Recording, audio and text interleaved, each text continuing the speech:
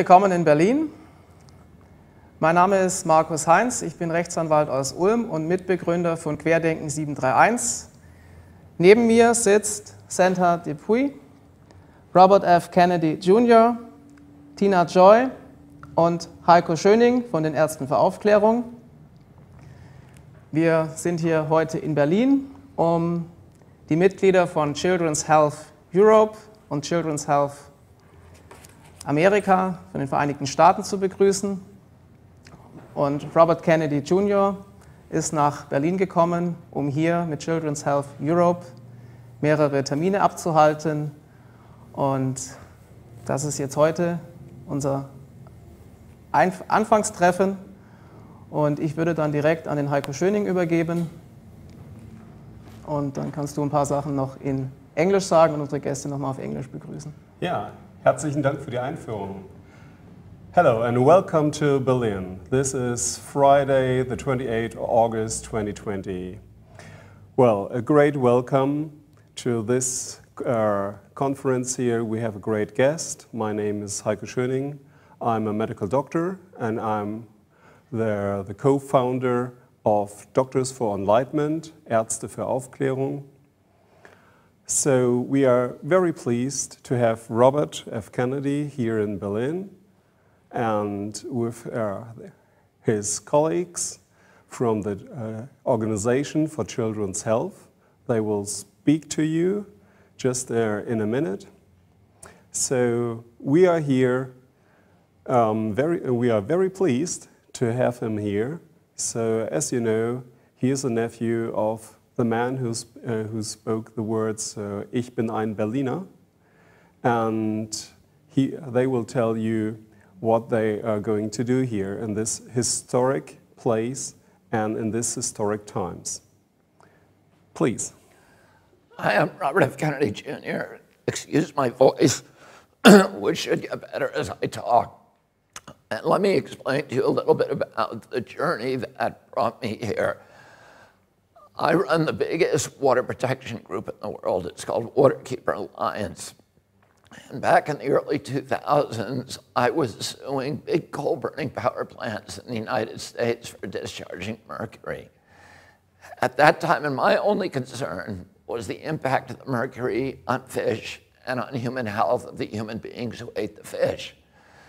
Around that time, it came to my attention that there was also large amounts of mercury in vaccines, much larger exposures to children than any child would ever get from eating fish. And so I began to address that, and we started an organization that was trying to have a very limited scope, which was trying to remove the mercury from vaccines. Little by little, I came to understand that there were larger problems with vaccines. And the central problem, and the one we were most deeply concerned with, was that vaccines in the United States were not safety tested. They have an exemption that is not available to any other medical product. And that exemption, which most people cannot even believe, is an artifact of CDC's legacy as the Public Health Service, which was a quasi-military agency. And at the time that the vaccine system, the vaccine program was launched, the purpose was a national defense purpose. And they wanted to make sure that vaccines could be quickly formulated and deployed in order to derail attacks by foreign countries with biological substances. So they removed the regulatory impediments, including the necessity to test vaccines, to safety test vaccines against placebos. And so my very narrow purpose in starting the Children's Health Defense was to address this problem and get vaccines properly safety tested. Because if they're not safety tested, nobody can tell you with any medical authority whether that vaccine is injuring more people than it's saving. And yet, as we continued on with this advocacy, it became very clear that there were other problems as well. There was problems with the corruption in our political system, The pharmaceutical companies had not only corrupted our politicians with huge amounts of lobbying money, they had captured the agencies that are supposed to protect Americans from public health threats, the CDC, the FDA, the HHS. They had captured the press in our country. Huge influxes of advertising dollars, which had neutralized the press, and they had effectively subverted American democracy by neutralizing all of those institutions that the founding fathers of our nation had created to stand between a greedy corporation and a vulnerable child. The Congress had been corrupted. The regulatory agencies were captured. They had become sock puppets for the industry they're supposed to regulate. The press had been sidelined, and worst of all, they had passed a law in our country in 1986 that gave pharmaceutical companies complete immunity from liability. So there was no incentive for any of those companies to make vaccines safe. And little by little, we recognized that this was not just an American issue. This was a global issue. I came 2 years ago when I was arguing the Monsanto case, and I met my partner here, Senta Dupuy. And Senta already understood the connection that had taken me so long to formulate between toxics in our environment, the capture of our agencies and our political structures by those powerful companies. She also recognized that pharmaceutical companies were the most powerful, more powerful than oil, more powerful than the chemical industry, and a greater threat not only to our children's health, to all the institutions of democracy, not in the United States, but all around the globe. And I'm very glad that Tina Choi helped Senta to organize Children's Health Defense Europe. We are here today to announce, to launch the beginning of this organization. We've been very, very successful in the United States. We recognize that the pharmaceutical industry is operating and capturing politicians and running governments in every nation on the globe.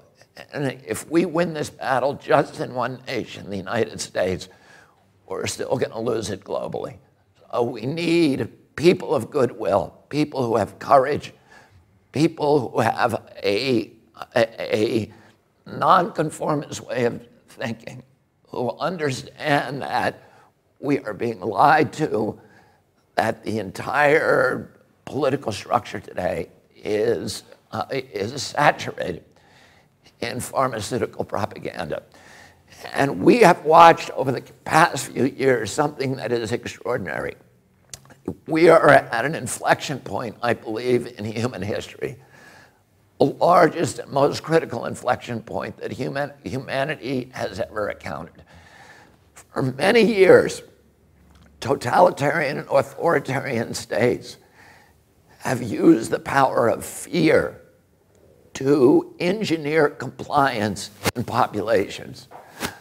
I grew up understanding what happened in World War II in our country, and during the Nuremberg trials, Hermann Goering was asked by the prosecutor, how did you make the German people comply? And Goering said, it's not just Germany.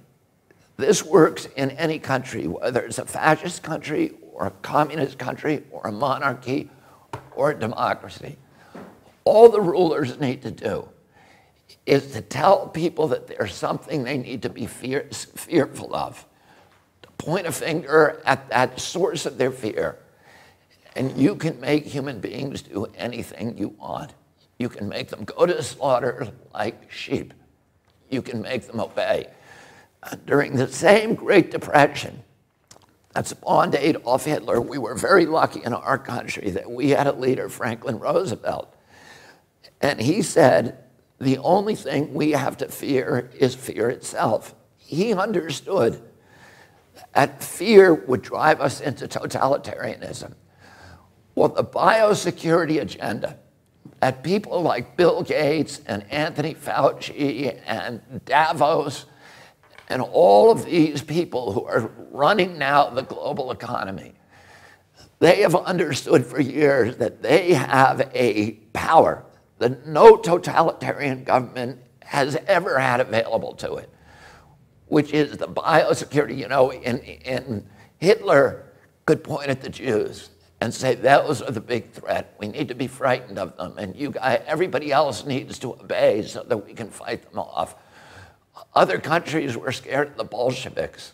In the United States, you know, our demagogues point to the Mexicans or dark-skinned people and say we need to be scared of them, or terrorists. And, you know, all of those things get us to voluntarily give up, relinquish our human rights, our civil rights, and walk like sheep into the abattoir. But now they have a source of fear that is the most pervasive and all-encompassing power that they've ever had, which is the fear of pandemics. Governments love pandemics the same way that they love wars, because it gives them power, it gives them control, and it gives them the capacity to impose obedience on human beings. And today we have an inflection of new technologies that give governments the capacity to impose controls on populations that have never been imagined before in human history by any tyrant in history. We have 5G, which has created a surveillance state. 5G is not here for your benefit. It's not here so that it's going to make your life better because you can download your video game in 6 seconds rather than 29. The only reason for 5G is because it allows these big data companies run by Bill Gates and Mark Zuckerberg and Jeffrey Bezos to harvest our data, to listen to your conversations on your cell phone. They've always been able to do that, but there was no way for them to transport that data, to subject it to analytics, and then to monetize it and to sell it. Bill Gates today is building a city in Arizona, 80,000 people, with a data center that will be able to take all of this new data, the data on your Alexis in your home. You think that Alexis is working for you? Alexis isn't working for you. She's spying on you. Your cell phone is spying on you. They have biometric facial recognition systems, your GPS, all the satellites that Bill Gates brags that his satellites will be able to monitor every square inch of the planet 24 hours a day. They're going to know, and then they have another innovation, which is digital currency. And once they have digitalized our currency and gotten rid of the cash economy, they have absolute control over us because they'll be able to tax every transaction. The banks will be able to cash in on every transfer of wealth, every transaction, no matter how minuscule, no matter how small. But also they'll be able to enforce obedience, because if you're disobedient, they'll be able to shut down your bank account and starve you, and you'll have no access to cash. And many people argue that this pandemic was a plandemic, that it was planned from the outset, that it's part of a sinister scheme. I can't tell you the answer to that. I don't have enough evidence. A lot of it feels very planned to me, but I don't know. I will tell you this. If you create these mechanisms for control, they become weapons of obedience for authoritarian regimes, no matter how beneficial or innocent the people who created them. Once you create them, they will be abused. 100% guarantee that they will be abused. And all of the people who are out on the street now, who are arguing with this new imposition that we're seeing all around us, of authoritarian control, of people being told, wear your mask. And you know, I think everybody in Europe everybody in Germany, everybody in the United States, if they were told, here's why you should wear a mask, here's the science that says it will help, here is the science that says it works, that you will stop transmission to other people, everybody would wear it with no problem. What we know is that we're not being dealt with honestly. We're being told, this is the science. But it's not, it's an appeal to authority. It's science because Tony Fauci and Bill Gates tell us it's science. We want to see the studies. We want to see the studies on hydroxychloroquine. We want to see the studies on whether the lockdown is killing more people than the coronavirus. We want to see real science and real risk assessments.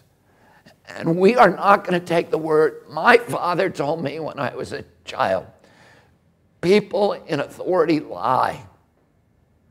And we all, if we are going to continue to live in a democracy, we need to understand that people in authority lie. People in authority will abuse every power that we relinquish to them. And right now, we are giving them the power to micromanage every bit of our lives 24 hours a day. They're going to know where we are. They're going to know the money that we spend. They're going to have access to our children. They're going to have the right to compel unwanted medical interventions on us. The Nazis did that in the camps in World War II. They tested vaccines on gypsies and Jews. And the world was so horrified after the war, we signed the Nuremberg Charter.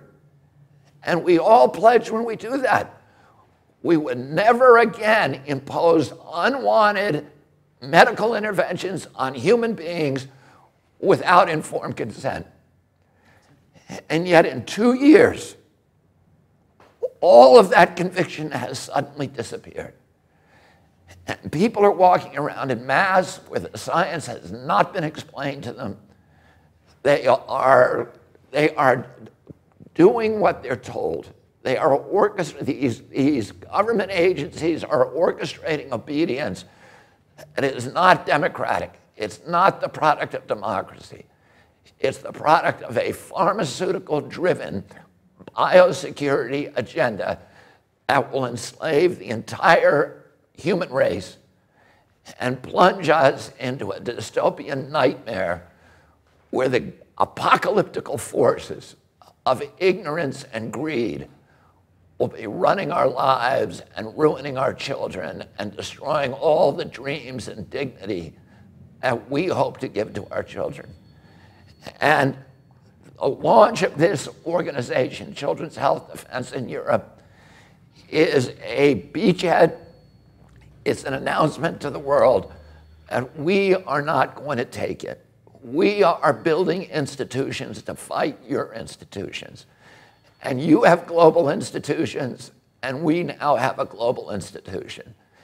And we are going to be out tomorrow with the biggest crowd in German history, and they're all going to be saying peacefully the same thing. We are not going to let you take our democracy away. We are not going to let you take our health away. We are not going to let you take our freedoms away. We are not going to let you take our children away.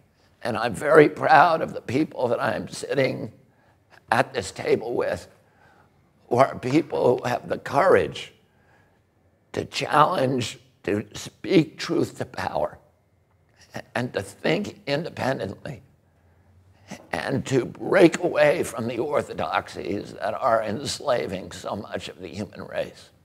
Thank you.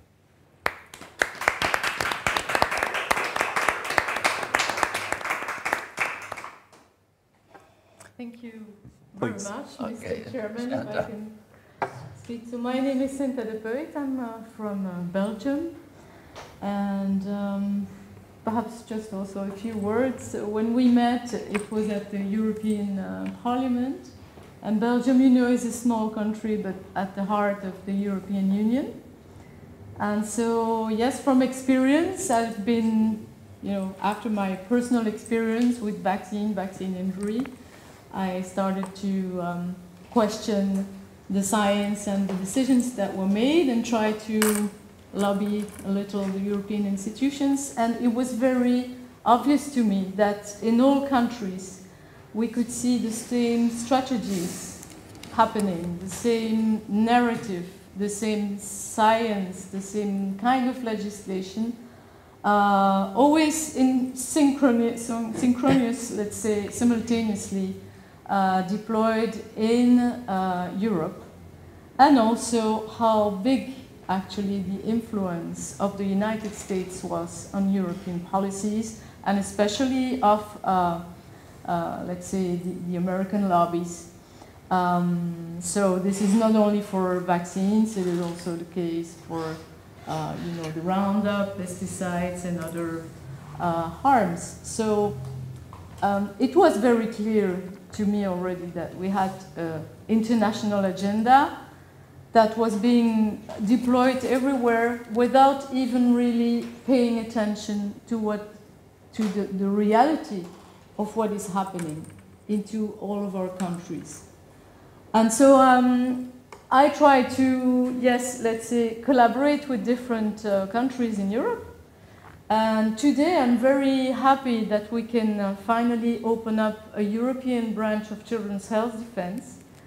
Because I think in Europe, each country has a specific contribution that they can make.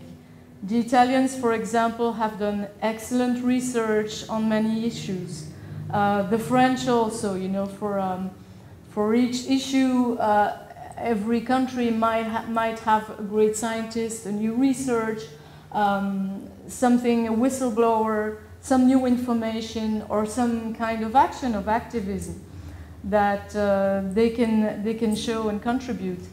And so when I also see the whole work that has been done fantastic in the United States, how the organization of Robert F. Kennedy Jr. is really leading today a movement not only on health safety, but also increasingly on health freedom and human rights, because this is we're gradually moving from issues of health safety and regulation to real issues of human rights.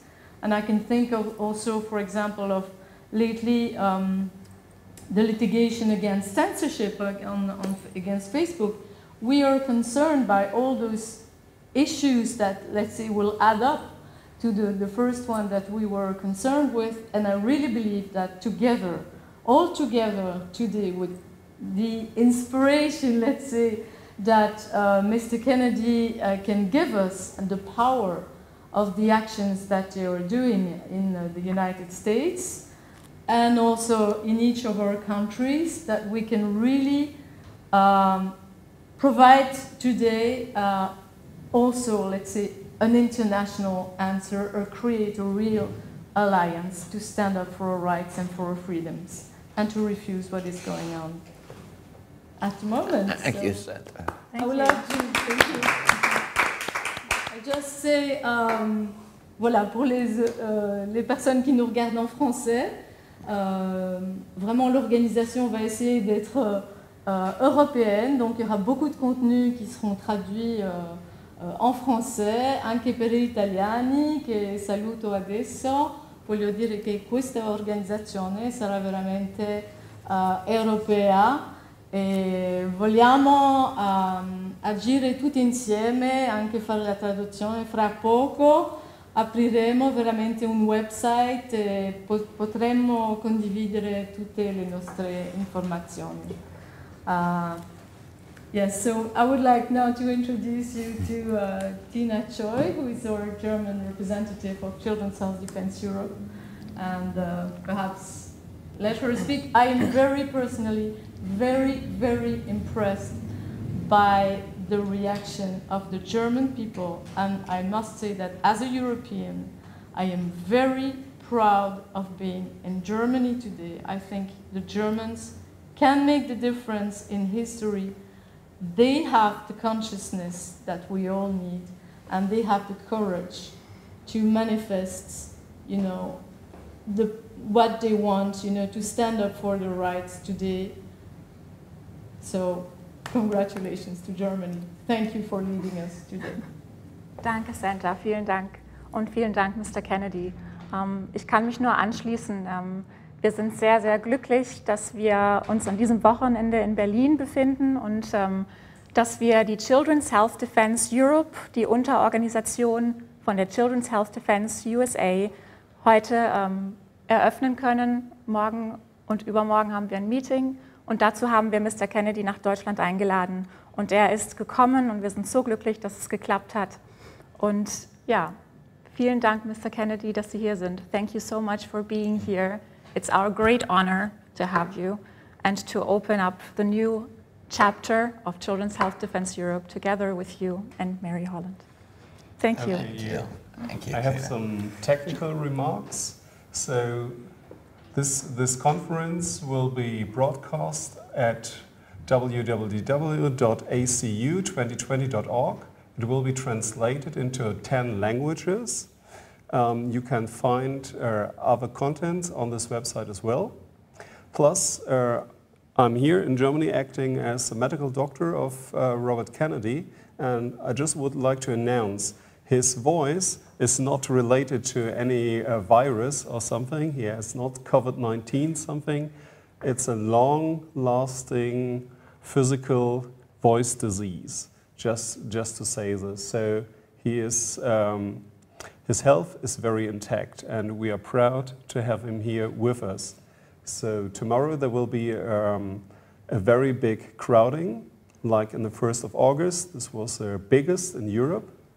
And tomorrow it's going to be much bigger, because we are standing here all together to try to tell the truth to the people. And I'm very pleased that we're here, that we're standing together internationally for health, especially for children. I'm a father as well, and I don't want that my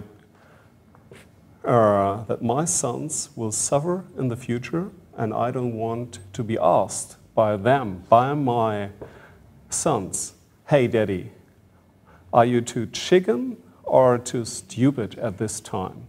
Yeah, you gave all the remarks what we have in the 1930s. Yeah, I don't want to comment on this, but we have very special times. I agree with you, and we need to stand up and tell the truth. So thank you very much.